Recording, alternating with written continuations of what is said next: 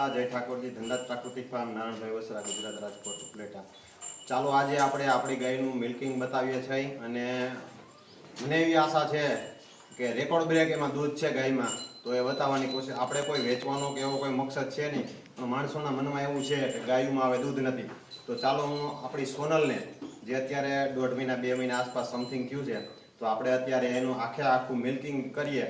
અને ખાસ કરીને આ વિડીયો શેર કરજો, જેથી કરીને મોટા મોટા બિલ્ડરો બધા દાવા કરે છે, આપણે એ બધાને ભ્રમ દૂર કરવા છે. અને આપણી ગાયમાં કેટલું દૂધ છે આપણે આખો વિડીયો તમે જોજો. લાય આપણે એને દોઈ અને તમને બતાવશું.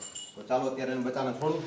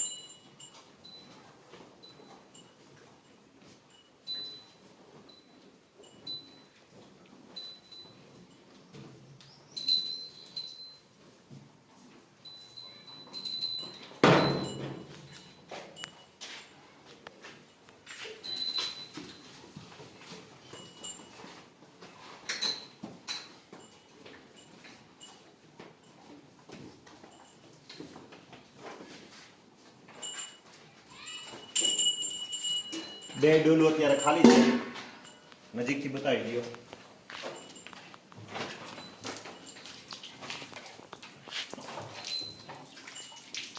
કોકો માખી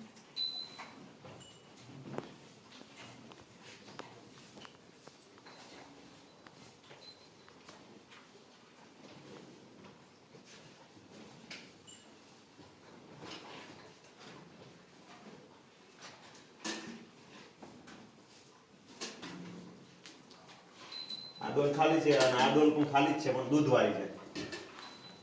તો ચાલો હવે આશા રાખીએ છીએ કે સારું એવું દૂધ આવે.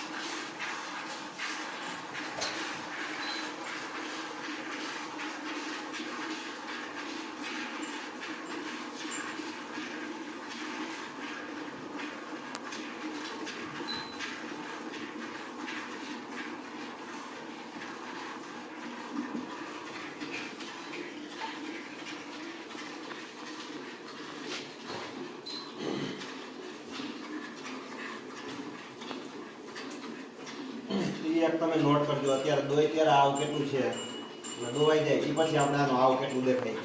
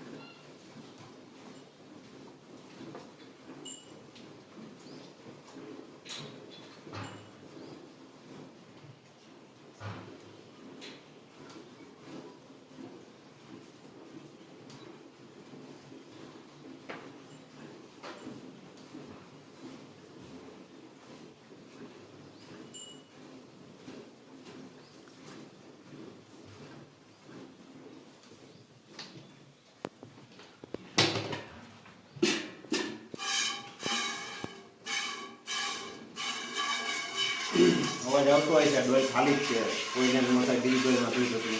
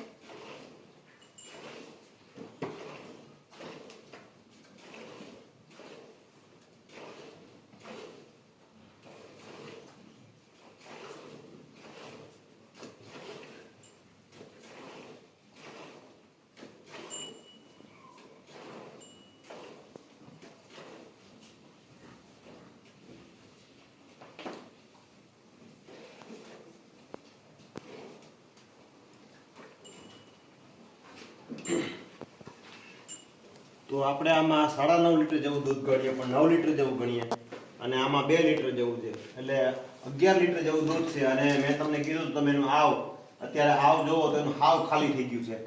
તમે જોઈ શકતા છો આપણે દોવા બેઠા ત્યારે કેવું હતું અને અત્યારે કેવું છે. તો મિત્રો, હજી સૌરાષ્ટ્રમાં નાના ગૌપાલકો પાસે ગાયું છે, અને આપણે આને એક્સ્ટ્રા ડાયટ કોઈ પણ પ્રકારનો ખવડાવતા નથી.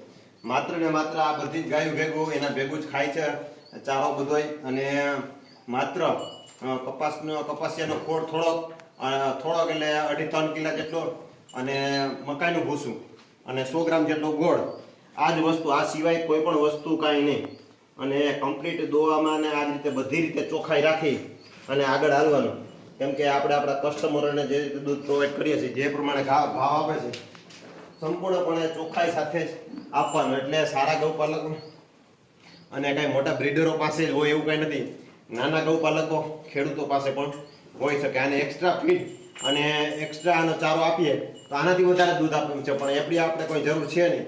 બેસ્ટ અને સરસ છે. ચાલો, જય ગૌ માતા.